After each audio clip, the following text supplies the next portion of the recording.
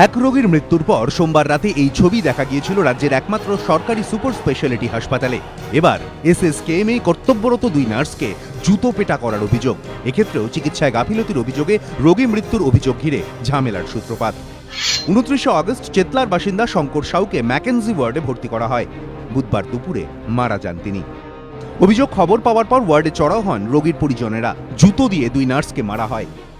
BSc nursing student, তাকে জুতো দিয়ে এসে মারে, আমার বলতেও খারাপ লাগছে।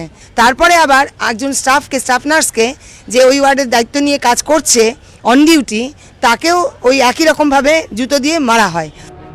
নিরাপত্তার দাবিতে এসএসকেএমের ডিরেক্টর এবং সুপারের কাছে স্মারকলিপি দেন নার্সরা। সিকিউরিটির ব্যবস্থাতেই কিছু না কিছু গোলমাল চলছে, সেই জন্যই এরকম বারে বাড়ি বাইরের লোকেরা ভিতরে ঢুকে যাচ্ছে।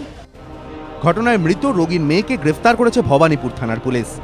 জ্বর নিয়ে ভর্তি হওয়া এক রোগীর মৃত্যুকে কেন্দ্র করে সোমবার রাতে অগ্নিগর্ভ হয়ে ওঠে এসএসকেএম চত্বর। অভিযোগ, চিকিৎসায় গাফিলতির অভিযোগ তুলে মৃতের আত্মীয়রা ওয়ার্ডের ভেতরে ঢুকে জুনিয়র ডাক্তারদের মারধর করেন। পাল্টা জুনিয়র ডাক্তাররাও রোগীর আত্মীয়দের মারধর করেন বলে অভিযোগ। লাঠি হাতে দেখা যায় জুনিয়র ডাক্তারদের। নিরাপত্তা ও দালাল রাজ বন্ধের দাবিতে মঙ্গলবার দফায় দফায় বিক্ষোভ দেখান তারা। হাসপাতালে গিয়ে কড়া বার্তা দেন মুখ্যমন্ত্রী। পরে এসএসকেএমে যান মন্ত্রী অরূপ বিশ্বাস, স্বাস্থ্য সচিব, স্বাস্থ্য শিক্ষা অধিকর্তা। সন্ধ্যায় সরকারের চাপের মুখে পড়ে পিছু হটেন জুনিয়র ডাক্তাররা। উঠে যায় ঘেরাও।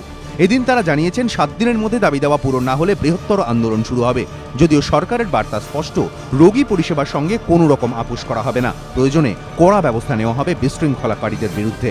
পার্থপ্রতিম ঘোষ, এবিপি আনন্দ, কলকাতা।